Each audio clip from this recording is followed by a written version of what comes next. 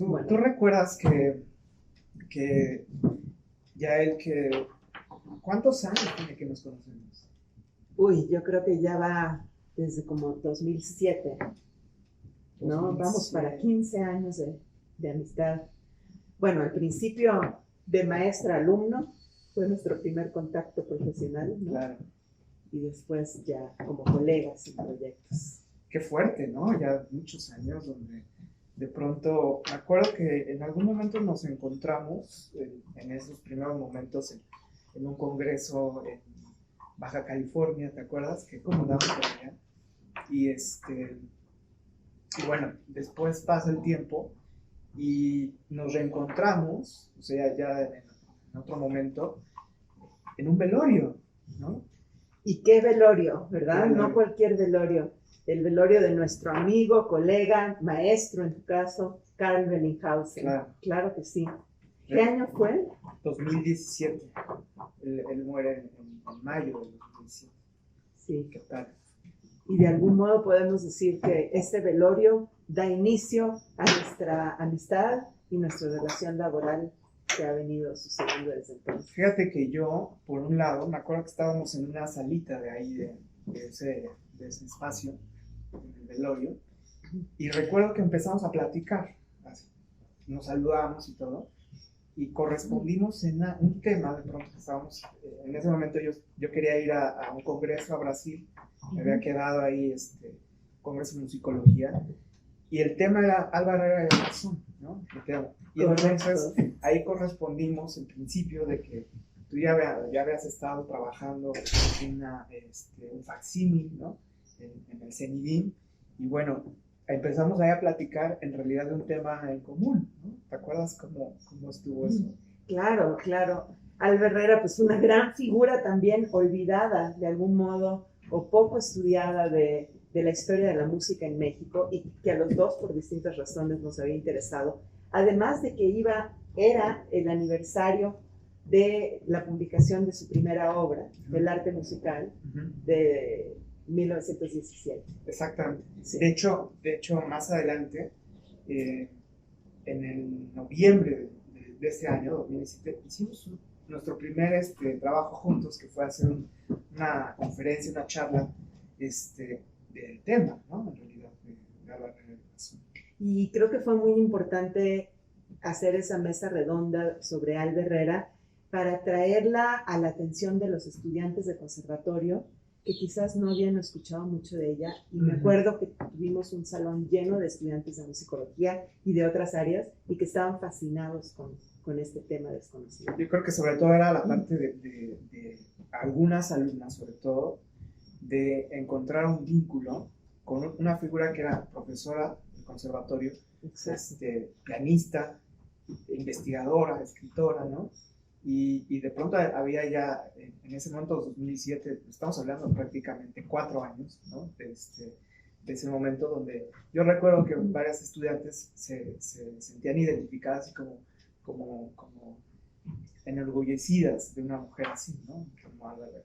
Fíjate que eso es muy interesante porque yo siento que las mujeres han tenido como un papel tan importante en la musicología y en la historia musical de México, desde Alba Herrera, pasando por Esperanza Pulido, llegando a Carmen Sordo Sodi, la primera directora del CENIDIM, fue una mujer. Claro. El CENIDIM ha tenido paridad de directoras y directores, eso es interesante. Entonces ha habido 4 directoras mujeres.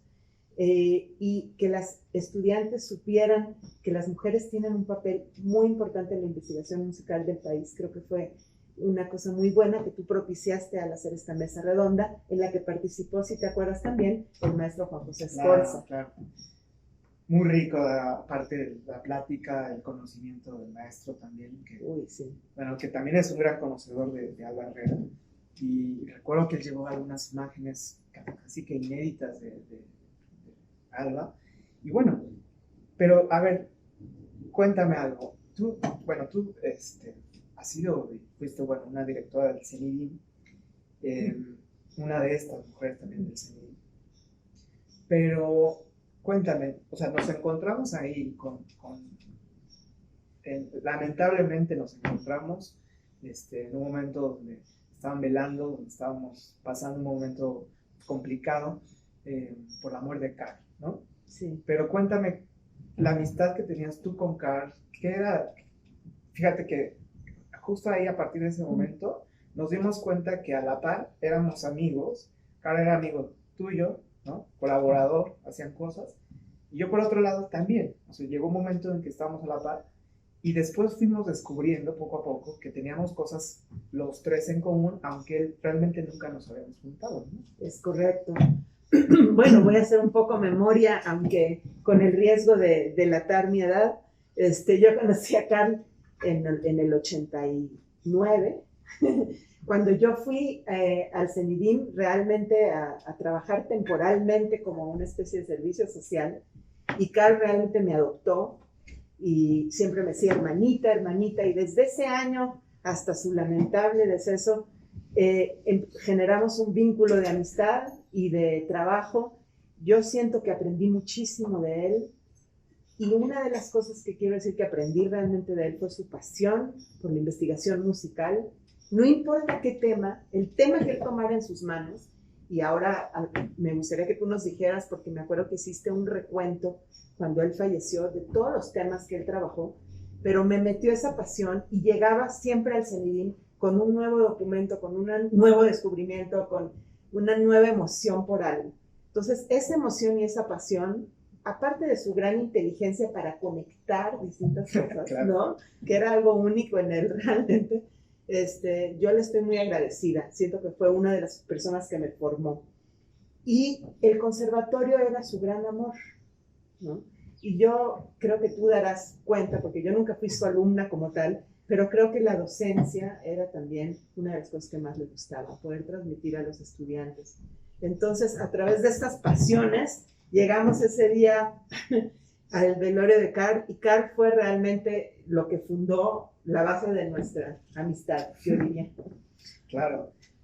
Pues fíjate que en este recuento que yo hice de los temas que él tenía en mente, que eran muchísimos, yo conocí a Carl en varias épocas, digamos, en varios momentos. Una donde tuve una clase totalmente particular con él, porque en ese momento yo era el único estudiante de musicología, me acuerdo, del conservatorio.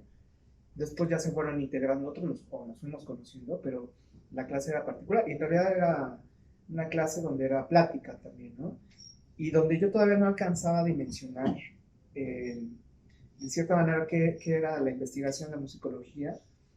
Recuerdo una anécdota así impresionante que entendí años después, por qué me preguntó esto. Me dice, ¿tú tienes alguna fotografía, alguna imagen sobre tu piano o algo que esté sobre tu piano? Y recuerdo que yo tenía una imagen de Beethoven, ¿no? Y sí, le dije, sí, claro, Beethoven. Claro, obviamente, ¿no? Es que, y empezó ahí el discurso, pero yo decía, pero ¿por qué me pregunta eso, no? Pasa el tiempo y ahora entiendo muchas cosas de por qué ese símbolo dentro de la música académica, dentro de la música de concierto, ¿no? Pero así eran sus clases, o sea, era entre que te platicaba de lo que estaba haciendo, te platicaba de algún autor, pero yo recuerdo algunas pláticas que teníamos de grabaciones. Conocía bastante de las grabaciones, sí. Conocía bastante intérpretes y mucha gente del medio, ¿no? Bueno, posteriormente hubo un tiempo que ya no tuve mucha relación con él, porque él estuvo más bien que metido en la dirección en la subdirección del conservatorio, ¿no? Luego él tomó el cargo, pero recuerdo que comencé a estar más cerca de él porque él me pidió que lo supliera en el Conservatorio del Estado de México. Entonces, pues yo todavía era propiamente estudiante y me decía que me fuera y ya me iba a sus clases. Me decía, oye, ¿qué tema doy? Dice, no importa, tú llega, platica y así, ¿no? Y bueno, realmente fue una cosa interesante porque, por un lado, me fui formando también a dar unas clases, ¿no? Allá, de manera supliéndolo. Y ya después empezamos a salir, vamos a una pizza, iba a la casa, ¿no? Y pues bueno, empezamos a trabajar. Y bueno, ya después, cuando lamentablemente él se enferma, pues estuve más cerca de él porque creo que él necesitaba en gran parte estar hablando sobre todos sus proyectos. Tenía en la mente, y estaba de hecho haciendo una edición de Eurídice, de Jacopo Peri, y él tenía todo el sueño de hacerlo. De hecho, me dijo, vas a ver que lo vamos a hacer en el Teatro Morelos de Toluca, en el Estado de México. Vamos a crear toda una escena con los estudiantes del Conservatorio de allá del Estado de México. Tenía toda esa visión y dice, bueno, impresionante, ¿no? Y también estaba haciendo algunas transcripciones. Yo no sabía de todo, pero también componía, o sea, hacía sus cosillas, ¿no? Y bueno, finalmente lo suplí completamente en el Conservatorio del Estado de México, y ahí estamos todo el tiempo en contacto, porque, como tú decías, de pronto él se preocupaba muchísimo de cómo estaban sus alumnos, qué estaba pasando. Sí. Aunque él ya no estaba dando clases, pues estaba. Y bueno, un tiempo estuve, de hecho, hasta viviendo en su casa de Toluca, porque quería que estuviera yo bien para dar las clases, ¿no? Entonces iba, venía, y pues así realmente fue el momento, ¿no? Quizás recordar todos los temas que trató, que empezó, ¿te acuerdas? Con la música virreinal. Él fue realmente un pionero del estudio de la música virreinal. Claro. De hecho, él, no recuerdo precisamente el año, pero tiene por ahí una transcripción de Sumaya, ¿no? Exactamente, yo creo que el primero que hizo algo así. Sí, creo que en realidad, y que está de hecho en heterofonía, pero de esta época, ¿no? De la primera época de Esperanza Pulido. Él fue uno de los estudiantes de Esperanza Pulido. Claro. Hay que decir también que él, José Antonio Robles y Juan José Escorza y Clara Meyerowicz fueron como los discípulos de Esperanza Pulido, y es algo importante porque es como una tradición musicológica, una genealogía que parte de Esperanza Pulido, otra grandísima mujer investigadora, quizás la más grande que ha tenido este país y la más productiva, y ellos en distintos ámbitos y en distintos temas empezaron a desarrollar la investigación musicológica en México justamente en estos años 70, 80 y fueron formadores de las siguientes generaciones. Cada uno de ellos fueron o directores del Cenidimo, maestros o directores de la revista Heterofonía, que fue uno de los grandes aportes de Esperanza. Entonces, Carl de algún modo también es hereditario de esta tradición mexicana universal, porque hay que decirlo, ¿no? Esperanza Pulido era alguien bastante conectada con los musicólogos del mundo y heredó en sus discípulos esta visión. Entonces, Carl siempre estuvo, no me dejarás mentir, pensando en México y en Europa, en México y en Estados Unidos, en México y en América Latina. Claro. Esta visión tan rica de la musicología es la que de algún modo somos todos los demás herederos y la que transmitimos, ¿no?, a nuestros discípulos hoy en día. Y bueno, yo le agradezco a Carl cientos de horas de conversaciones muy enriquecedoras en las cuales intercambiábamos ideas sobre los temas más diversos que acababan de algún modo convergiendo en temas. Uno de sus grandes temas fue el Segundo Imperio, el imperio de Maximiliano de Habsburgo, ¿no? Estaba investigando la música en esa época. De hecho, bueno, después de que él fallece, nosotros, gracias a Sofía Arlinghausen, a su hija, tuvimos acceso a gran parte de su material, a su biblioteca para ver qué tenía, ¿no? Y recuerdas, encontramos, Carl tenía una cosa muy interesante y a la vez fascinante o horrorosa, no sé cómo decirlo, ¿no? Compraba libretas, cuadernos, y cada uno de los cuadernos tenía un tema distinto. Entonces teníamos 25,000 cuadernos con temas distintos, porque yo me imagino ya después, ¿no?, que él tenía la idea, la fantasía de pronto, de crear un texto del tema, otro texto de otro tema. Y uno de sus temas fue ¿cómo era la memorabilia Maximiliana o no? Sí, la Maximiliana, no recuerdo, pero la idea de Carl era estudiar toda la música y creo que hasta el arte en general de esta época del Segundo Imperio, abrirse completamente al lado del teatro, al lado de la música, del repertorio. O sea, él quería hacer toda esta Maximilian, se llamaba, ¿no?, algo así. quería hacer toda una historia de la música de esta época Sí, de México. Pero vale la pena, creo, resaltar que él ya estaba metido porque él en el 1993, él publicó una versión facsímil de las obras para piano de Tomás León. correcto. Yo creo que desde esa época, Carl se fue metiendo a este mundo. Y las canciones de Morales, de Melesio Morales, hizo esos dos facsimilares para el Claro, violín, que fueron claro. muy importantes. Sí. Y en esta época, tanto Tomás León como Melesio Morales, pues tuvieron una relación muy fuerte con el Segundo Imperio. Correcto. ¿No? Sí. Sobre todo Tomás León, que sabemos que tocó prácticamente dentro pianista de la corte. ¿no? Sí. Yo creo que desde ahí Carl empezó a ver la riqueza de la música mexicana de esta época, la cual, pues, a lo mejor políticamente hablando, se dejó un poquito, ¿no? Se dejó un poquito, y se dejó un poquito en la siguiente generación, ¿no? Y después la otra generación, ya estoy hablando del siglo XX, pues ya empezó a olvidar toda esta parte, se necesitaba reconstruir o hacer otro tipo de vínculo, de idiosincrasia de la cultura musical mexicana, ¿no? Sí, y perdón que interrumpa, pero además porque no es políticamente correcto ver el imperio y glorificarlo, ¿no? A lo mejor dijo, no, de esa época mejor no hablamos, ¿no? Vamos a hablar de la revolución y vamos a hablar del nacionalismo. Hasta hace poco, ¿no? Esa era la idea. El siglo XIX es un siglo que mejor no hablemos mucho de él.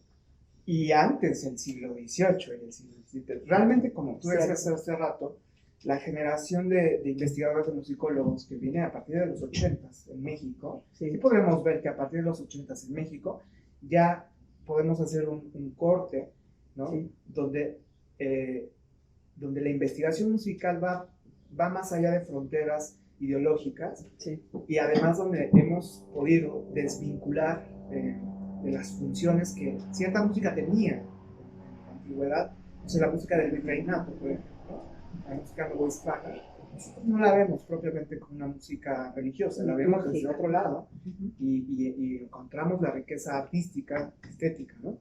Y Carl tenía esta idea. O sea, a él no le interesaba esa cuestión ideológica, sino lo que le interesaba era la riqueza musical de esta época. Entonces se metió en este tema.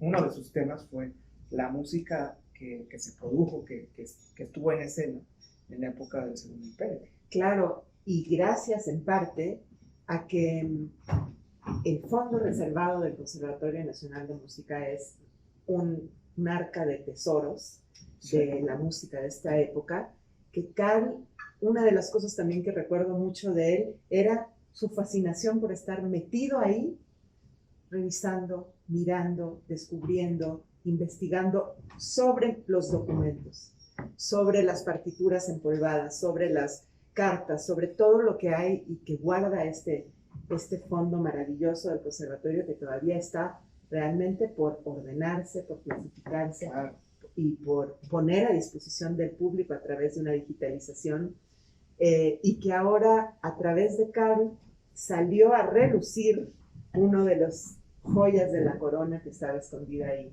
No me dejarás mentir en ese aspecto. ¿Y qué es? La sinfonía, la gran sinfonía Opus 13 de Leopold Lambada. Fíjate que yo ya conocía un poquito de Carl, encontró propiamente la sinfonía, pero acá el mérito que le podríamos dar a Carl es que en el momento de que él trabajaba en el fondo reservado, si hoy todavía realmente se necesitan más trabajos de conservación, digitalización, etc. El fondo reservado del conservatorio en la década de los 90, creo que fue cuando Carl tuvo el encuentro con esto. El fondo reservado estaba dentro de todo, o sea, era una masa de documentos, y que en aquella época solamente el señor Don Raúl, ¿no? Don Raúl sí, sabía las cosas. Él se sabía de memoria. Yo todavía lo conocí, se sabía de memoria dónde está cada documento. Y Carl, en su espíritu de investigador, de cierta manera también de una una visión, siempre una curiosidad impresionante, ¿no? Sí. Me encontró esta partitura y empezó a hacer la idea, de hecho, de editarla Sí. dentro de todo este tema que él quería poner, ¿no? Entonces, más adelante, ya como en el 2000, yo creo que como en el 2012 más o menos, recuerdo que estábamos en un salón del conservatorio y me dijo, mira, él estaba haciendo parte del dibujo de esta sinfonía. Claro. Entonces me mostró algo y yo la verdad es que pues, en ese momento decía, pero ¿cómo es esto, no? De que sea una sinfonía y de que quedó ahí en gran parte de ese trabajo. O sea, fue pasando el tiempo y yo sé perfectamente que a veces uno tiene millones de cosas, no puedes hacer, no te puedes dedicar realmente a tus pasiones en cierto momento, porque tienes que funcionar de otras áreas, trabajar, ¿no? O sea, dar clases, hacer otras cosas. Y se fue quedando en el tintero esto y al final, de hecho, platicando con Carl ya al final de su vida, pues seguía siendo uno de sus temas, ¿no? Absolutamente. Yo también lo recuerdo llegando al CENIDIM y mostrándonos los avances que iba poco a poco dibujando en computadora, en Finale, me parece, en este programa de cómputo, y entonces traía sus disquetes grandes y teníamos que buscar un adaptador para ponerlo en la computadora y mostrárnoslo.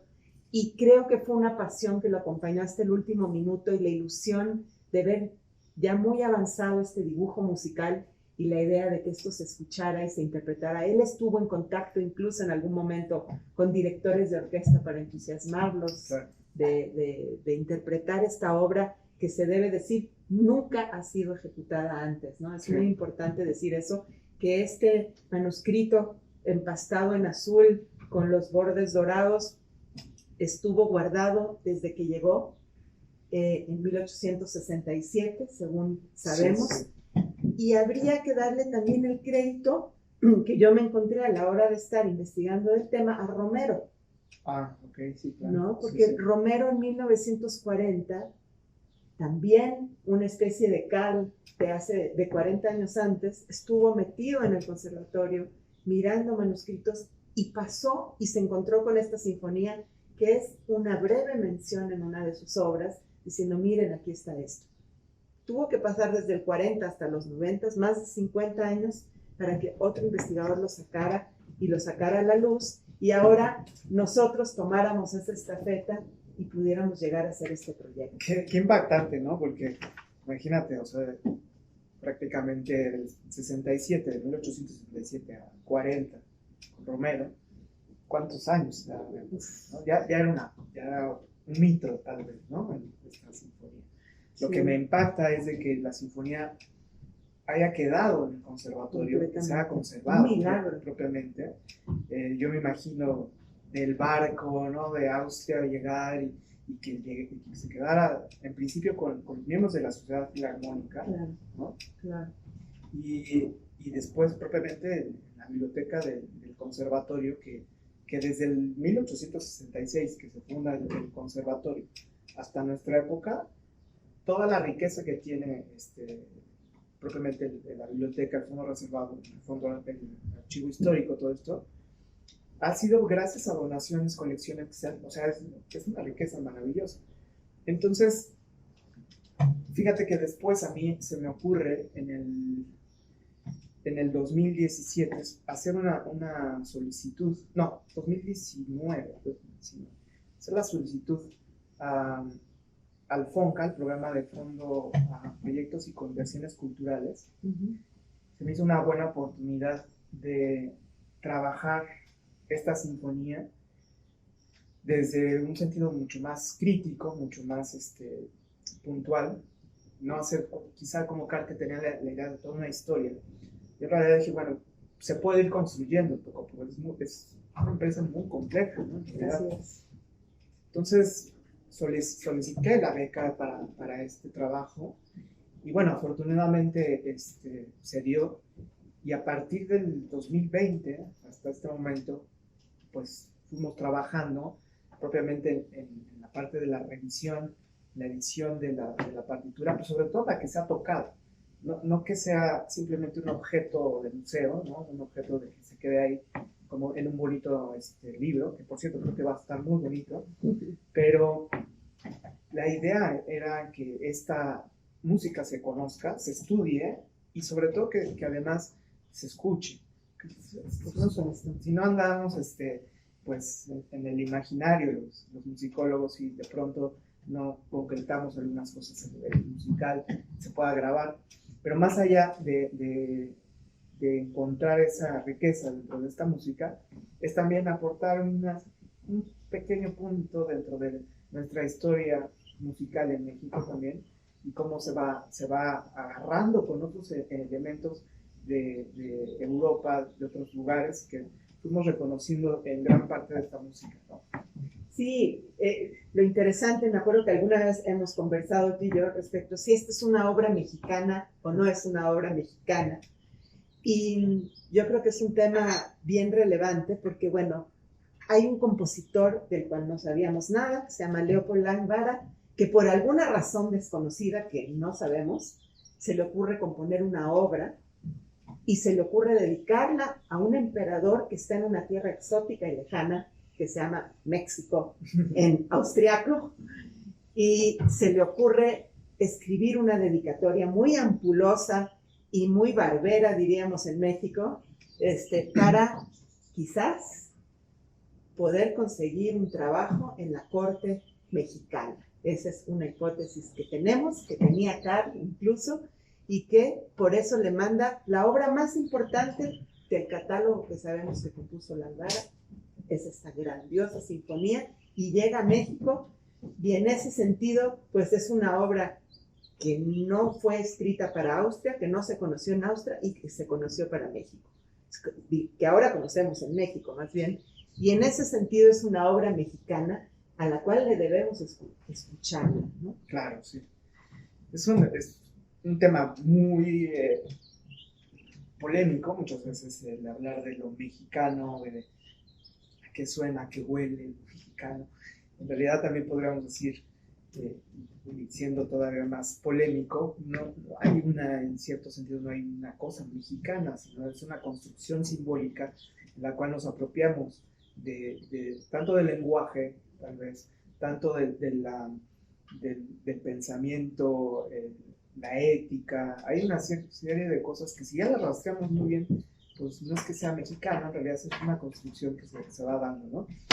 Igual que a lo mejor hoy podemos ver símbolos dentro de nuestros espacios, ¿no? Que los concebimos como muy mexicanos, pero son hechos por otras personas que no tenían esa nacionalidad y que a lo mejor todavía ni existían las nacionalidades. O sea, eso es algo que hay que tener en cuenta, ¿no? Es como hablar de la música novohispana, ¿es una música española o una música mexicana? Siendo que todavía no existía ni México ni propiamente España, ¿no? O sea, ese tipo de cosas en realidad nos podríamos meter desde varios puntos. Podríamos entrar desde el punto muy nacionalistas, ¿no? Donde acabaríamos chocando con todo prácticamente, porque es una de las distinciones que muchas veces lamentablemente el nacionalismo puede tener, una especie de nos alejamos de todo el mundo y estamos nada más nosotros en el centro del planeta, ¿no?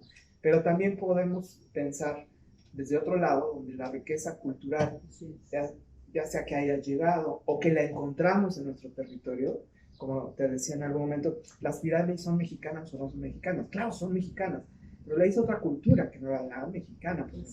Bueno, esto puede ser muy polémico en general, ¿no? Pero esta sinfonía, llegando otra vez a este punto, nosotros la pensamos, de hecho, como un objeto, ¿no? Un objeto simbólico en el cual, a través de la música, y no desde el sentido ideológico propiamente, podemos participar de ella, hacerla nuestra, así quizá como el Castillo de Chapultepec, que lo hacemos nuestro, y que tiene un fin cultural, tiene un fin estético, igual esta sinfonía, ¿no? Exactamente, y yo creo que es fascinante porque en la mente de un compositor austriaco hay un imaginario de lo que sería ese reino mexicano, y a ese imaginario de ese reino mexicano de un Habsburgo, del cual él se sentía profundamente orgulloso de que un monarca de su estirpe, digamos, austriaca haya llegado a gobernar México, él en ese imaginario compone una sinfonía. Entonces, dentro de esa sinfonía, evidentemente hay el imaginario de esa corte y de ese emperador y de ese pueblo mexicano que sonoramente él tiene en su cabeza a la hora que está poniendo eso. ¿Cómo se escucha eso? No lo sabemos, pero estamos muy cerca ahora sí de escucharlo, ¿no? Pues, cada vez más cerca. Esperemos, ¿no? Esa es la idea.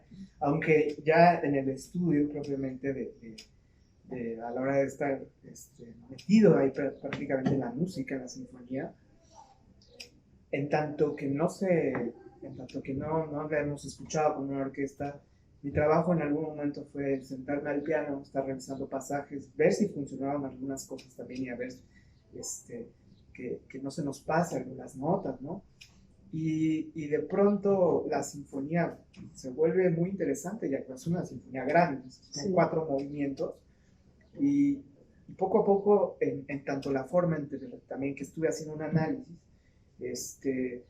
me fui dando cuenta de los elementos y de las influencias que tenía Lambada, y donde nos está relatando, como dices, una parte de algo, una historia, hay una narración, hay una expresión que nos hace pensar, claro, por las influencias, nos hace pensar en algo heroico, en algo triunfal, ¿no? Que esa es la visión que tal vez Lambada estaba teniendo acerca de Basiliano en todo este territorio, ¿no? O sea, tiene un propósito expresivo esta música. Pero bueno, yo podría seguir hablando muchísimo tiempo sobre la música y las notas, pero algo que yo a la hora de hacer este trámite para ver si había un apoyo, ¿no? Dije, bueno, va a hacer la edición crítica, pero va a incluir, esta edición va a incluir 2 ensayos. Entonces yo pensé, 2 ensayos, uno que sea histórico, otro que sea más bien crítico, analítico, y que dé paso también a abrir de cierta manera la lectura de la sinfonía. Es decir, hay veces de que se hacen ediciones críticas, pero no más viene la música, la partitura, ¿no? Claro. Pero en este caso pienso yo que pensé en cierto momento que valdría la pena introducir a los estudiantes, a los investigadores, a los profesores, a donde va a llegar este documento, introducirlos al estudio propiamente, a partir de las palabras de nuestra escritura, de conocer esta música. Pero aquí fue cuando se me ocurrió, dije, bueno, esto tiene que, el ensayo histórico, obviamente se lo vamos a encargar a la doctora Yalitra, historiadora, ¿no? Pero bueno, la verdad es que fue una empresa difícil la que te acabé metiendo, porque no teníamos nada. De hecho, Carl tuvo un momento, creo que fue en el 97, donde mandó cartas a Austria, ¿no? Para saber del autor, no sabemos nada del autor, una notita por ahí, un parrafito, de hecho, lo que sabemos. Sí. Bueno, ¿qué fue para ti? Empecé a preguntarte, porque yo no lo hice propiamente, pero ¿qué fue para ti investigar a un compositor, a un personaje totalmente borrado de la historia, digamos, de la música? No está presente, así como miles de personas no están presentes, pero ¿qué fue para ti buscar a alguien que no está dentro de la historia y hacer su historia? Me encanta la pregunta porque esa es mi especialidad. Yo he trabajado mujeres en la música en el siglo XIX y normalmente están borradas, están invisibilizadas. Sí. Entonces me gusta mucho estar levantando piedras y ver qué me encuentro y estar imaginando posibles fuentes donde quizás figuren este personaje. Debo decir que cuando, con mucho entusiasmo y agradecimiento, por supuesto, de poder participar en este proyecto que tú convocaste, en el cual, volviendo a nuestra plática inicial, Carl nos convocó de alguna manera, tuve que imaginar dónde podía estar Lambada, porque no estaba en la historia musical de Austria. Efectivamente, como dices, hay 2 diccionarios donde hay un párrafo que no pasa de los 3, 4 renglones sobre el personaje. Y eso no era suficiente porque evidentemente no se mencionaba esta sinfonía, no se mencionaban sus obras ni siquiera, y básicamente se le ubica como un director de coros austriaco. Debo decir que esta investigación está ligada a la pandemia y eso es muy importante, porque digamos, ya cuando yo me puse a trabajar en esto, que fue cuando ya te dieron el apoyo y me invitaste a participar y definimos qué iba a hacer cada uno, ya estábamos prácticamente encerrados en ese momento. Entonces la investigación, aparte de todos los libros que tuve de Carl, los libros mismos sobre el imperio de Maximiliano, que ese fue como construí el contexto histórico, el resto de la investigación fue en línea.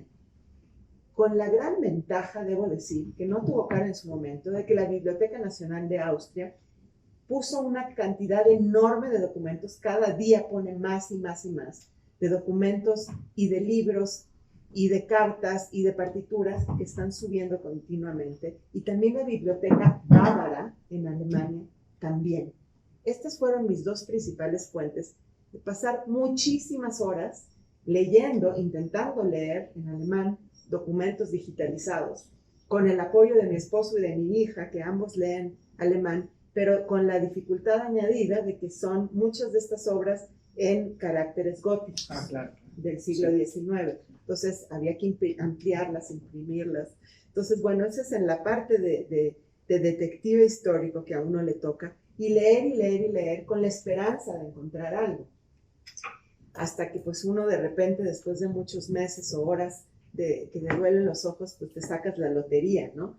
Y la lotería es encontrar a Lángara en estos ratitos en que aparece en conciertos, dirigiendo coros, y la etapa final de su vida en un pueblecillo de Austria que se llamaba Dornbirn. Hola.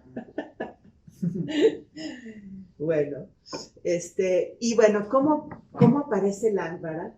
Como un músico más de la época del Imperio Austriaco, un músico que tiene que ganarse la vida. Ante, digamos, la caída de este gran... ¿qué pasa? Empieza a caer la nobleza austriaca, empieza de algún modo la crisis de la monarquía absoluta. No estamos ya en la segunda mitad del XIX, ya las grandes cortes empiezan a tener problemas económicos frente a estas guerras europeas tan fuertes que hay entre los distintos imperios nuevos, ¿no?, en formación, como el francés, que ya tiene ahora a un Napoleón, y está Bismarck, y está el imperio austrohúngaro. Entonces lo que está pasando es que la nobleza empieza a decaer frente a la burguesía boyante, la burguesía industrial, y esto afecta a los músicos, como ya se ha estudiado ampliamente, que ya necesitan buscarse la vida, necesitan dar conciertos, necesitan aumentar sus clases y necesitan ser plurichambistas como nunca antes, ¿no? Y ese es el caso de Leopold Lángara y de cientos de músicos austriacos, por lo que pude ver, que están dando clases, dirigiendo un coro, tocando en la iglesia, tocando en sinagogas, que también lo encontré, que en las sinagogas no había órganos sino armonios. Entonces tocaban el armonio en las sinagogas, y componiendo en sus ratos libres para sí mismos, o componiendo también para, por ejemplo, para los oficios de la iglesia, ¿no? Entonces, lo que fui encontrando fueron las composiciones de Lángara, un par de docenas de ellas que se encuentran en la biblioteca de Austria. Entonces, nos pudimos dar cuenta que era básicamente un compositor coral, que es muy entendible porque su principal labor fue de coros, algunas obras de cámara, normalmente con voz, un par de operetas, que es muy de la época, evidentemente los años 60 y 70 del siglo XIX, y no tenemos ningún parangón que nos haga pensar en esta gran sinfonía allá en Austria. O sea, su obra magna, o sea, esta investigación comprueba que su obra magna está en México y no en Austria. Y quizás puede ser uno de los motivos por los que nadie ha tenido mayor interés en investigarlo, porque dentro de una musicología tradicional se investiga primero a los grandes compositores y las grandes obras, ¿no? Y no a un personaje, como debe haber habido tantos en Austria en esa época, que componía, sí, pero que básicamente era director de coro, maestro. Hizo un manual, encontré también un manual para enseñanza de la música, escrito por Lángara, que habrá que conocer y eventualmente ver cuáles eran sus ideas sobre la música. Y quizás la investigación, mi descubrimiento más relevante y más sorprendente vino de una fuente no musical, sino de una historia sobre las escuelas preparatorias en Austria en esa época, de la cual él fue profesor y terminó su vida siendo profesor de una escuela preparatoria, en la que desafortunadamente no le fue muy bien, pero bien, en fin, su vida pues terminó a los 67 años, sabemos hoy en día. Okay. Y su momento cumbre debe haber sido ese momento lleno de ilusiones cuando a los 36 años le envió esa sinfonía a Maximiliano lleno de esperanzas. Qué fuerte, ¿no? Qué fuerte, de pronto también que más allá de ir descubriendo y gran parte es a veces el trabajo del historiador, del escritor en general, ¿no? Y ahora tú como historiadora también hay un grado de creatividad a la hora de escribir historia, totalmente. A veces hay unos que son muy, muy, muy creativos y hasta fantasiosos, pero también, ¿cómo tú le haces? O sea, a nivel, lo pienso a nivel creación, ¿no? El escribir muchas veces va más allá de cualquier trabajo que uno tenga que entregar o que tenga que publicar. Hay algo que se va moviendo desde lo personal, desde lo subjetivo, que eso subjetivo tuyo, que esa parte encuentra relación con Lambara, ¿no? Y cómo vas conectando parte de su historia. O sea, tienes diferentes cachitos, ¿no? Y al final, ¿para dónde tú lo quieres llevar en tu ensayo? ¿Para dónde lo llevaste? Exacto. Bueno, evidentemente, lo primero que sentí que tenía que hacer era conocer al dedicatario, a Maximiliano I. Tenía que saber quién era esa persona a la cual Lambara decidió dedicarle probablemente muchísimas horas y muchísimo esfuerzo y desvelos para construir una obra. Entonces me dediqué a investigar primero sobre el imperio como una manera también de adentrarme y de inspirarme en esa época para tratar de entender a los dos personajes que se conectaron y que nunca se conocieron. A la hora de estar leyendo ese imperio tan improbable que fue el imperio de Maximiliano en México, basado, como dice muy bien Jan Meyer, en ficciones, en la que todos estaban dispuestos a creerse por una causa simbólica que era realizarse de distintas maneras. Por un lado, la emperatriz Eugenia, la esposa de Napoleón III, ¿no? Y por otro lado, los mexicanos exiliados conservadores de la época de Juárez, que tienen la gran ilusión de regresar por la puerta ancha, y esta emperatriz española casada con el Napoleón III, con el francés, con esa gran ilusión de revivir el imperio Habsburgo en América. Entonces ellos son los que le calientan la cabeza a la emperatriz, y de algún modo este Maximiliano, frustrado por ser el segundo en la línea sucesoria, que no le iba a tocar el reino puesto que ya había nombrado emperador a su hermano, y él lleno de ilusiones y lleno de una mentalidad idealista, romántica, pero a la vez muy monarquista, hay que decirlo. O sea, él pensaba que la monarquía era el mejor tipo de gobierno, no la república, en la cual los pueblos podían ser felices. Él hace muchos escritos en esta época. Y en esta época de ociosidad, porque no puede gobernar, va a Brasil y ve este reino y se le ocurre la idea, ¿no?, junto con la emperatriz Eugenia, que se puede hacer un gran reino latinoamericano, Habsburgo, donde reine la felicidad. O sea, sí había un grado de idealismo muy grande que probablemente no tenían esos conservadores mexicanos que le estaban calentando la cabeza. Ellos más bien estaban pensando en cómo derrotar el proyecto juarista. Claro. Y entonces, basado en estos malos entendidos y ficciones, llega Maximiliano a México, y ya conocemos esa historia. Y en ese momento, pues yo digo, bueno, él llega aquí con esa ilusión, y esa ilusión, para conectarlo, ¿no?, a Lambara, esa ilusión, esa misma ilusión, quizás era lo único que compartía con Lambara, que era la de lograr en México un gran reino, y que ese soundscape, se dice en inglés, ¿no? Ese paisaje sonoro construido estuviera alentado por esas fanfarrias que tú me has contado que tiene la sinfonía y esa grandiosidad que estaba, digamos, una especie de alfombra roja que le pone Landvara a Maximiliano para que camine por ella, pero pues que ya sabemos no llegan a encontrarse. Entonces yo encontré ese hilo conductor y esta idea de dedicar y recibir la dedicatoria, que era muy importante en el siglo XIX, porque alguien tenía que dedicar, era un acto de homenaje, un acto de sumisión, pero recibir la dedicatoria implicaba una serie de compromisos. Uh-huh. Si tú dedicabas, no necesariamente la persona lo iba a aceptar. Entonces, la dedicatoria de Landvara en la sinfonía está pidiéndole permiso para dedicarle la sinfonía y está esperando una respuesta, de cierta manera, de decir, muy bien, la acepto.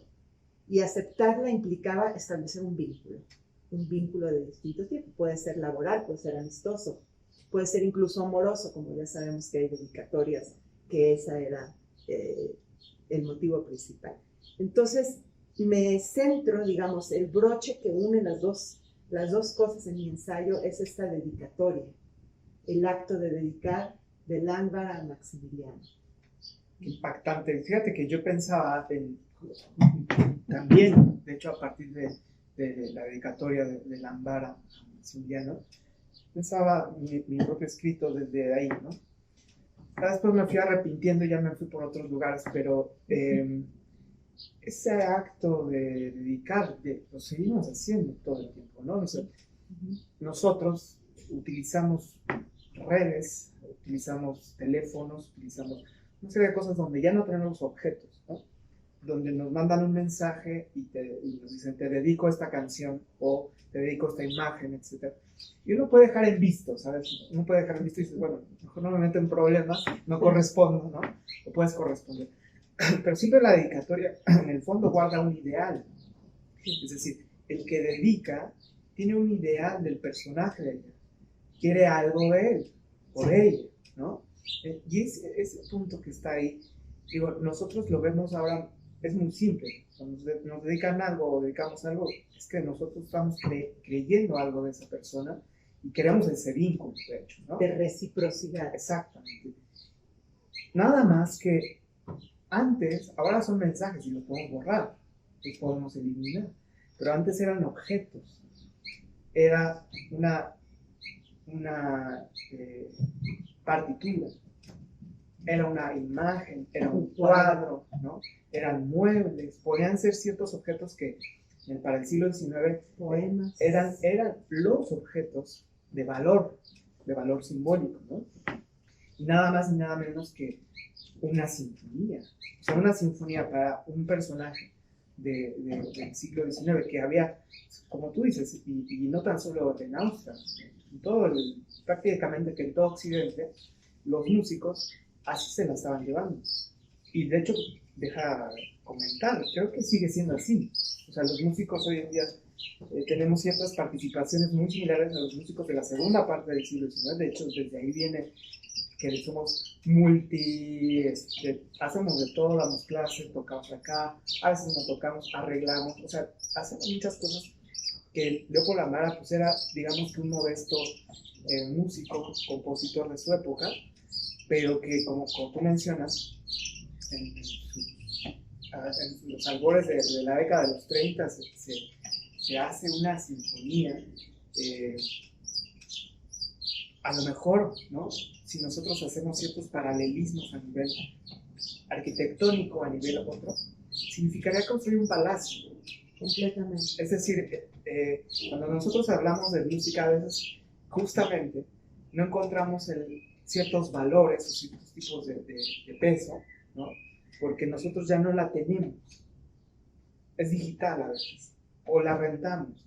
Nuestra música ahora es así. No es volátil la música, pero hoy en día pasa desapercibido, ¿no? Se va. Y a veces no nos damos cuenta lo que significa escribir una sinfonía, es construir un palacio. O sea, a nivel arquitectónico no es un departamentito, ¿no? De ciertos materiales, ¿no? Que se pueden romper, sino es labrar en piedra, ¿no? Una gran construcción. Y en ese sentido es una hazaña, de cierta manera, de tu compositor, ¿no? De que tú investigaste. Vale la pena mencionar, de cierta manera, que destaca esta gran obra, que como tú decías, es la gran obra de Lambara, la gran construcción, Sí. y está aquí la tenemos nosotros, ¿no? Así es. Y mira, retomando eso el palacio de Lambara que le construyó a Maximiliano, ¿no? Un palacio virtual, sonoro, Sí. que Maximiliano nunca escuchó, ¿no? Mencionábamos que la sinfonía llegó aquí en 1867, cuando Maximiliano ya no podía escucharla porque ya estaba prisionero, y sin embargo se conservó. Yo no creo que haya casualidades, y se conservó para que algún día alguien la viera y alguien la escuchara, ¿no? Ahí la tenemos. Y yo te pregunto, además, ahora que lo pienso, en su década de los 30, igual que tú, estaba Lambara cuando compuso esta sinfonía. Y ahora a ti te llegó esa estafeta de Lambara en sus 30, a Israel Cruz Olalde en sus 30, de analizar y entender ese castillo que construyó. ¿Qué nos puedes decir sobre esa construcción musical a la cual tú te has enfrentado por primera vez en la historia? Pues mira, es complejo porque se parte de lo abstracto. Esto para mí ha sido verdaderamente un reto. Creo que es el gran reto que he tenido en toda mi vida musical, ¿no? Porque por lo regular partimos al revés siempre. Cuando estás interpretando, creando, pensando en música, ya tienes unas versiones, tienes la partitura, partes desde el otro lado, ¿no? Y tener simplemente la partitura original, vale la pena decir, hecha a mano, preciosamente hecha a mano, o sea, horas seguramente de trabajo, meses, quizás hasta años, ¿no? Sí. Quizás 2-3 años de Lambara a construir esta composición. Entonces, para mí cuando me encuentro con la música, me encuentro con la partitura, me encuentro con la escritura. Y es un reto muy complejo de pronto establecer imaginariamente los sonidos de la orquesta, los sonidos de los temas. Y claro, me voy ayudando, a veces con el piano me fui ayudando, pero para mí fue muy importante hacer un análisis, en principio, un análisis musical formal también, porque sí podríamos hablar, ¿sabes? Que, encontramos una gran sinfonía, Maximiliano, ¿no? Está bonito el documento, o conservado el documento. Pero acá está el gran problema que a veces nos enfrentamos en la musicología. Tú puedes tener un documento del siglo V a.C. y decir, mira, esta es la notación musical, y transcribir, sonarlo, pero de pronto es como, ¿qué es eso? ¿No? En realidad, claro. ¿No? Que hay mucha música que puede ser tocada del pasado, pero que pues no la tocamos precisamente porque es del pasado. No la tocamos precisamente porque está relacionada con algún aspecto político. De hecho, todo lo contrario. La sacamos del pasado, la traemos acá porque vale la pena musicalmente, porque vale la pena estéticamente, a través de su estilo, a través de ciertos factores, donde nosotros ya en el siglo XXI podemos relacionarnos estéticamente con una obra. Entonces dije, bueno, será muy importante, necesario, el hecho de conocer formalmente la música, de establecer ciertas líneas compositivas estilísticas, y donde de cierta manera para mí fue una gran sorpresa encontrar en la sinfonía ciertos vínculos con todo lo que nosotros conocemos como el clasicismo, en cierto sentido, a nivel formal, ¿no? Y me refiero a Haydn, me refiero tanto a Mozart, también en aspectos expresivos con Beethoven. Esto a mí me trajo como cierto tipo de rastro, ¿no? Por dónde irla pensando esta música. Y lo que me sorprendió fue el vínculo, muy estilo beethoveniano esto, el vínculo que hay desde el primer movimiento hasta el cuarto movimiento a nivel estructural, inusual, extraño realmente, porque, a mí me gustaría más bien que esto se escuchara en algún momento, pero quisiera mencionarlo. El compositor guarda un gran efecto, sobre todo dramático, y que va también a niveles escénicos. hay algo que es muy puntual, que Carl de hecho lo tenía muy presente. La obra comienza en silencio, es decir, no, por lo general estamos acostumbrados en que si una pieza entra en una anacruza, justamente se escribe la anacruza, ¿no? Al primer compás. Pam, pam, ¿no? Por ejemplo. Y entonces ya está en el primer tiempo, está el primer compás. Pero Lambara quiere hacer ese juego del tiempo 1, tiempo fuerte, pero nos deja todo un compás en silencio en una introducción muy, como fuerte, muy expresiva, ¿no? Entonces quiere decir que Lambara estaba pensando también en cuestiones escénicas y que posteriormente va elaborando a través de ciertos motivos, sobre todo son motivos militares, son motivos que cualquier banda militar podría tocar sin problemas. En ese sentido, va elaborando a través de casi prácticamente toda la sinfonía cierta temática en relación a lo militar, a lo heroico, y se muestra sobre todo en los movimientos tonales, ¿no? Entonces para mí fue muy, muy importante primero establecer también, y eso estará propiamente en mi ensayo, los valores musicales que tiene esta música, porque podríamos defender esta música porque era de Maximiliano, porque es de México, porque es del Fondo Reserva del Conservatorio, y empezar a hacer fiesta alrededor de ciertos temas que no son necesariamente musicales, más bien son sociales, etcétera, ¿no? Pero para mí fue muy importante tener este balance entre lo histórico, por un lado, y también lo estético, por otro, ¿no? Porque de cierta manera considero que estos son los discursos que nosotros podemos tomar, asimilar, para pensar esta música, ubicarla en cierto tiempo, pero ubicarla también en nuestro contexto musical actual, ¿no? Por supuesto. Y yo creo que desde el punto de vista estético es interesante también hablar de esta obra en su contexto, ¿no? Tú has también elaborado un poco sobre, digamos, la estética musical, pero también podemos hablar de cómo estaba situándose en un momento en que está en Austria, se están creando grandes tradiciones literarias, grandes tradiciones pictóricas. Entonces, Langbar está haciendo una sinfonía en un momento en el que parecía quizás que el imperio austriaco iba a ser el gran imperio, ¿no? Claro. No se veía venir lo que iba a pasar poquito tiempo después, cuando el imperio prusiano destruye esta ilusión del imperio austrohúngaro, ¿no? Para siempre.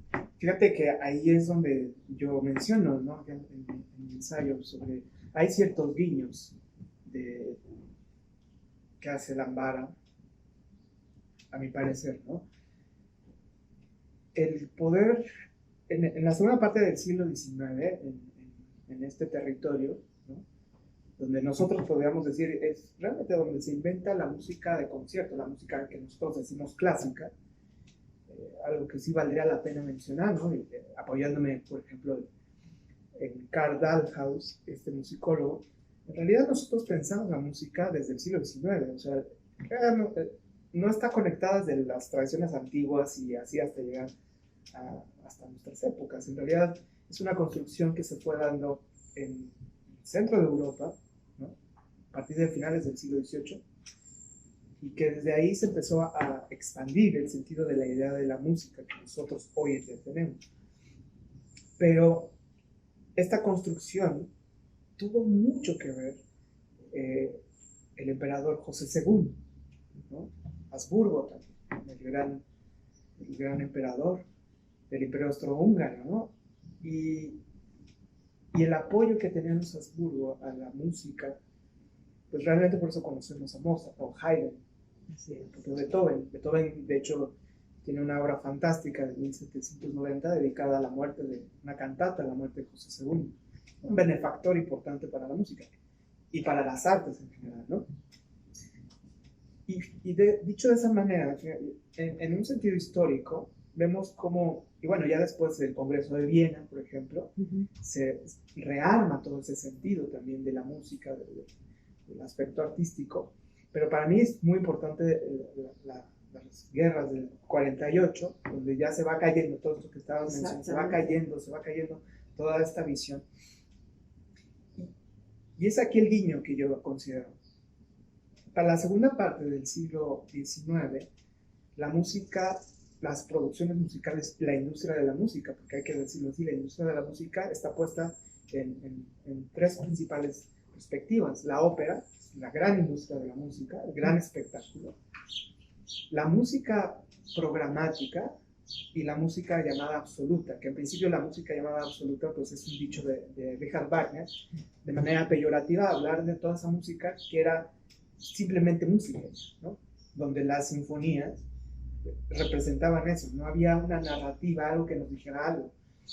Yo creo que hay un gran impacto de cómo va cayendo todo este aspecto del absolutismo monárquico y dónde va entrando, como ya mencionabas, la clase media, la burguesía, y donde va teniendo acceso tanto a la vida pública, obviamente a la vida privada de la música va entrando en estos lugares, y que la burguesía y esta clase media, ¿no?, empieza a rotar su consumo musical hacia la música programática representada en Liszt, representada en Wagner, ¿no? Y la música de salón, exactamente, ¿no? Digamos, se pasa de las cortes a los hogares, ¿no? Exactamente. Sí, no sé, a mí me gustaría también quizás pensar, volviendo a la imagen de la ficción, en Europa ya no era posible construir una monarquía como la que estaba soñando Maximiliano, y quizás ya no era posible hacer una sinfonía como la que estaba haciendo, ¿no? Entonces, por segunda vez, quizás, históricamente hablando, el Nuevo Mundo representa una posibilidad de reinventarse en algo que Europa ya no estaba posibilitando, que era hacer una monarquía donde el rey fuera un monarca absoluto pero bondadoso, y donde el pueblo fuera feliz, y donde se pudiera tocar una sinfonía en una corte exótica como esta, donde iban a estar representados todos los cortesanos, tanto los pocos austriacos que vinieron con él, pero o sea, sí vinieron, pero también los nobles mexicanos, que se les había dado los nombramientos, ¿no? Y a través de la Orden de Guadalupe se había distinguido una serie de mexicanos que formaban parte de la corte de Maximiliano, pero donde también iban a estar representados los indios y los mestizos y todas las clases sociales en una perfecta armonía utópica, donde se iba a estar escuchando esa sinfonía, ¿no? Entonces, esta imagen casi me la imagino en un cuadro, ¿no? Donde todos iban a estar felices y las inditas sentadas en el suelo con las flores y Maximiliano con su gran barba dorada y la sinfonía tocando esto, y en la segunda parte a lo mejor se iba a escuchar una ópera como las que se escuchaban en la corte de Maximiliano, ¿no? Es fantástica esta visión surrealista, porque esa es la semilla del romanticismo en gran parte, ¿no? O sea, el romanticismo es idealista, es la búsqueda de lo que no tenemos, tanto en las relaciones personales como en todo lo que hacemos. El romanticismo impregna la imposibilidad, ¿no? Y la gran imposibilidad es que la humanidad seamos hermanos, que es uno de los grandes temas del romanticismo, la fraternidad, la hermandad, todo esto que pues, la armonía, ¿no?, con la naturaleza. Sí, la conexión, ¿no? Sí. El mundo ideal. En ese sentido, es lo que es interesante. O sea, para 1866, que es propiamente cuando termina la sinfonía, ya estaban pasando millones de cosas en cuestiones estéticas, en cuestiones musicales. Ya están, de hecho, los primeros momentos de los modernismos también, ¿no? El impresionismo, ¿no? Ya se empieza a anunciar.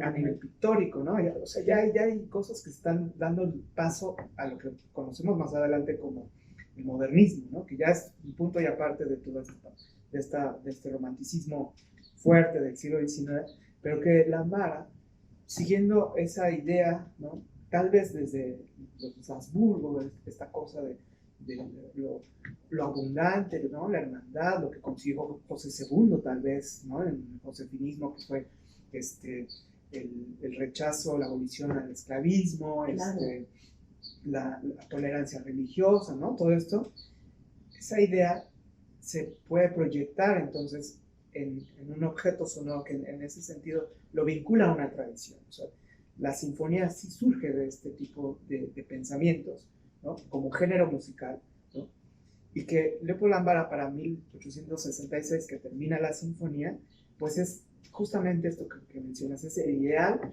de que esta sinfonía se escuche en nuestro ahora imperio, que yo a lo mejor voy a ser el director, ¿no? Se acepta la propuesta Maximiliano. Y finalmente, creo que algo donde nosotros, me parece que podemos poner un corte, un límite, ¿no? Un punto final a esta idea del romanticismo también en el siglo XXI, por favor, ¿no? Es justamente abordando algo que se quedó en un ideal, se quedó en lo que tendría que ser, lo que va a ser, ¿no? No pasó. Y vale la pena reconstruir de cierta manera lo que no pasó también. Es un tema muy psíquico esto que estoy diciendo, ¿no? Pero vale la pena a veces reelaborar algo que pueda simbolizar, que pueda también ser para nosotros, para los mexicanos del siglo XXI, no sé, se expande más esto, ¿no? Puede ser un ejemplo de la sonoridad, ¿no? Una música que está destinada para 1867 en nuestro territorio, pero que nunca pasó. Entonces, yo considero que nunca pasó nada. El mundo tan fantástico que se habían imaginado todo el mundo, Maximiliano, Lambara, muchas personas, nunca pasó. Y también podemos mencionar, nunca va a pasar. Pero justamente porque nunca va a pasar ese mundo feliz, es porque podemos hoy en día tener diferentes músicas de nuestra historia sonora, de nuestra historia de la música mexicana. Tenemos música del virreinato, tenemos música del nacionalismo, tenemos vanguardia, ¿no? Tenemos romanticismo, óperas, y todo eso es parte de nuestra cultura. Son diferencias. Es decir, que una de las identidades de la cultura mexicana es la diferencia, no la hermandad del todo, sino que somos tan distintos que esa es nuestra riqueza también. Y bueno, en cierto sentido, traer a la luz esta sinfonía tiene un propósito de marcar diferencia con otras músicas, pero es que necesitamos eso hoy en día en un mundo que es similar, que también se está volviendo uniformando, como que el criterio, como que todo va siendo lo mismo. Lo que queremos, de hecho, es tener otras cosas, las cuales nos podamos vincular, reconocer y sobre todo vivir, experimentar, ¿no? Por supuesto. Estaba leyendo ayer una novela de un francés que se llama Romain Gary y que decía, la felicidad no es interesante, a mí la felicidad no me interesa. Y estoy pensando un poco, pues, en la infelicidad de Maximiliano y en la infelicidad de Langara y en ese ideal que quizás no era la felicidad, sino el lograr un ideal de la humanidad, ¿no? O sea, en donde el individuo no importa, sino importa que la humanidad progrese, ¿no? Porque también el progreso finalmente es un derivado del romanticismo, del post-romanticismo en el que ya estamos situados para los años 60, ¿no? Donde ya vemos que la felicidad no existe, que la humanidad no es necesariamente buena, pero vamos a progresar. Y el arte cumple una función fundamental, donde podemos imaginar, ¿no? Esos mundos fraternos y trascender la miseria, ¿no? Porque probablemente Langara estaba mal económicamente, sabemos que estaba buscándose la vida en sus 30s y ya en esa época tener 30 y tantos años y no haber logrado nada importante era muy preocupante, ¿no? O sea, no tener un cargo, no tener fortuna, no haber sido acogido por un noble. Yo tengo que hacer algo y hacerlo lo mejor que pueda, ¿no? Voy a echar todo en este intento, ¿no? Y en ese sentido, ahora estaba pensando también, aparte de tú que estás en la década de los 30 y Langara, también Maximiliano estaba en ese momento, ¿no? En ese mismo punto. Y Maximiliano decidió, hay que recordarlo para los que ahora, los que no lo saben, Maximiliano tuvo muchas oportunidades de salir de México cuando se estaba cayendo la intervención francesa, de la cual era la cabeza. Napoleón trató de todas las maneras de llevárselo de regreso. Él no quería tener sobre su conciencia un emperador muerto. O sea, esa no era su intención. Cuando vio el fracaso de la intervención, pero más que el fracaso de la intervención, sus problemas tan grandes en Europa, y decidió terminar con la intervención francesa en México, porque necesitaba su ejército allá para pelearse contra Prusia, ¿verdad? Le mandaron cartas, no solo él, muchas personas a Maximiliano intentando convencerlo, lo cual él dudó en algún momento sí estuvo dispuesto a abdicar e irse, pero bueno, hay que decirlo, también psicoanalíticamente tuvo un gran peso su madre aquí, que le dijo, un Habsburgo nunca renuncia. ¿Cómo es eso de abdicar? No. Y yo creo que eso le pesó mucho en algún momento, ¿no?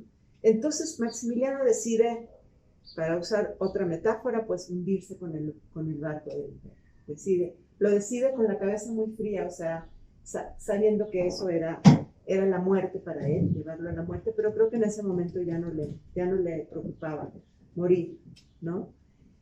Y en ese momento se repite 30 años después en la vida de Langbarra, el momento en el que ya no te importa morir y que ya la felicidad no es una meta, ¿no? Claro. Volviendo al tema de la felicidad. Y entonces Langbarra muere unos 30 años, exactamente 32 años después de Maximiliano, en un pueblito de Austria. Y bueno, yo no puedo dejar de preguntarte que, o sea, ya llegamos a un lugar del punto final, ¿no? Sí. Pero, ¿cómo fue eso para Langbarra? Solo podemos hipotetizar al respecto, ¿no? No podemos saber meternos en su cabeza ni en sus sentimientos. Pero yo puedo imaginar el hecho de que cuando él supo que un año después de que él había mandado la sinfonía,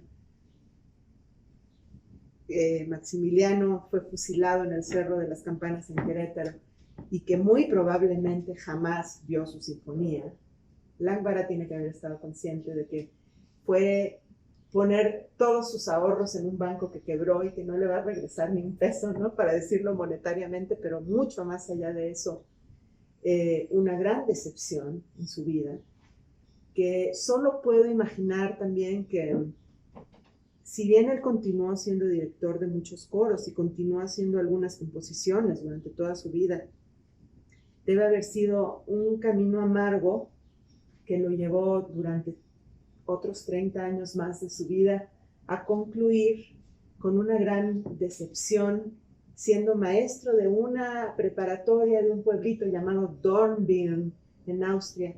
Ya ni siquiera está en Viena, ¿no? Él ya no está en la gran ciudad, está en un pueblito. No sabemos por qué acabó ahí y no en otro lado. Pero sí sabemos por las crónicas de ese pueblo que no estaban contentos con su desempeño como profesor de ese colegio. Y ese rechazo que tuvo, ya tenía más de 60 años, 60 y tantos años, acabó finalmente llevándolo al acto extremo, que es decidir terminar con su propia vida. El gran acto, ¿no? El gran acto de suprema libertad, finalmente, y de valentía, pero a la vez, pues, de una gran decepción. Impactante el hecho de en general, ¿no? Como tú decías también en tu escrito, tanto a Maximiliano como a Langbarra, pues se los lleva una bala, ¿no? Una bala, literalmente. O dos, no sé, pero es impactante como justamente el reino de la fantasía, de las ilusiones y del romanticismo, como cualquier novela prácticamente, termina en muerte, ¿no? Y el héroe, ¿no? Tú hablabas antes claro, del héroe. El héroe solo puede terminar así, no puede morir de viejito, ¿no? Sí, no puede morir ahí encerrado. En su cama. O feliz, ¿no? O feliz.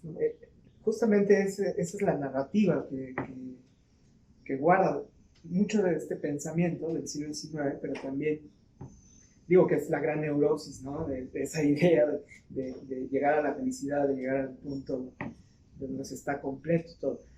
pero que finalmente te lleva a la muerte, este movimiento, ¿no? En ese sentido, ¿no?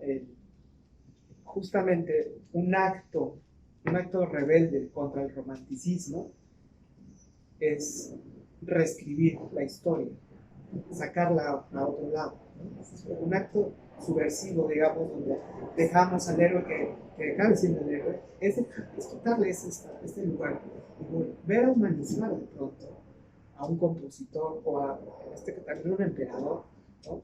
Y volvernos a poner en el juego, en nuestra época, donde ya no nos vamos a ver a un malvado, a un emperador, no, ya estamos viendo a un personaje dentro de todos sus contextos, igual que a un compositor dentro de sus contextos, donde los lectores de este trabajo, donde van a poder encontrar más bien otros elementos mucho más humanizados, y que prácticamente estos personajes fueron parte de un sistema, de un círculo, de una sociedad, y donde nosotros podemos comprenderlos desde ese lado, sin ya estos discursos, ¿no? Entre el bueno, el héroe, el malo, la bella, ¿no? Que más bien son narrativas operísticas que ahorita no nos interesan ya.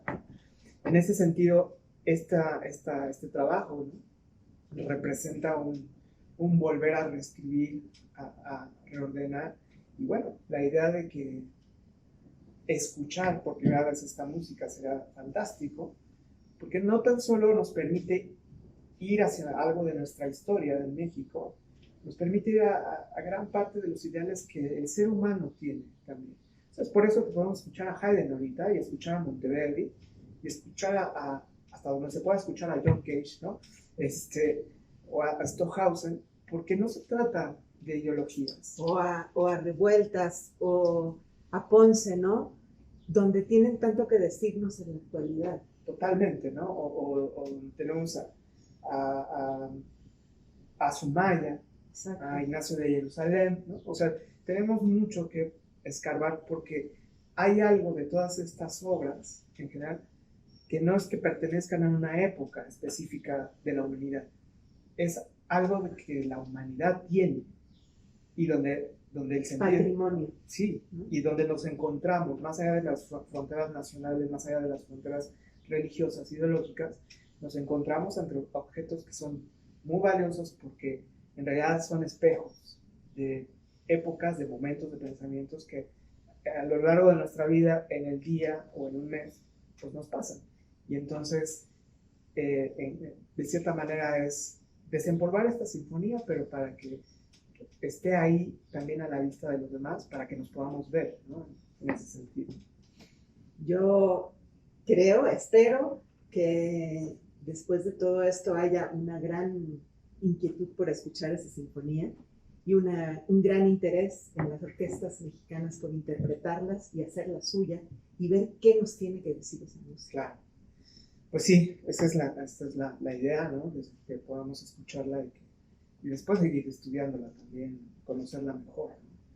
Oye, ya yo te tengo que agradecer muchísimo todo este tiempo, en general de amistad, en principio, donde no tan solo hemos hecho eso, nos faltó hablar del congreso que nos inventamos en el 2018, donde hicimos un congreso latinoamericano, estuvo fantástico, y donde poco a poco hemos ido construyendo juntos ciertas cosas que correspondemos, y donde, bueno, este es uno de el último trabajo que hemos estado haciendo, una empresa grande, fuerte, y te agradezco mucho que esta colaboración magnífica de reconstruir la historia del compositor, del momento de esta música, y bueno, va a ser seguramente algo muy, muy especial para los lectores.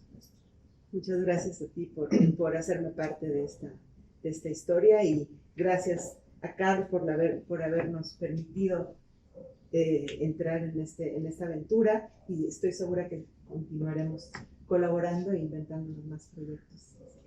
Pues muchas gracias. Hasta la próxima. Hasta la próxima.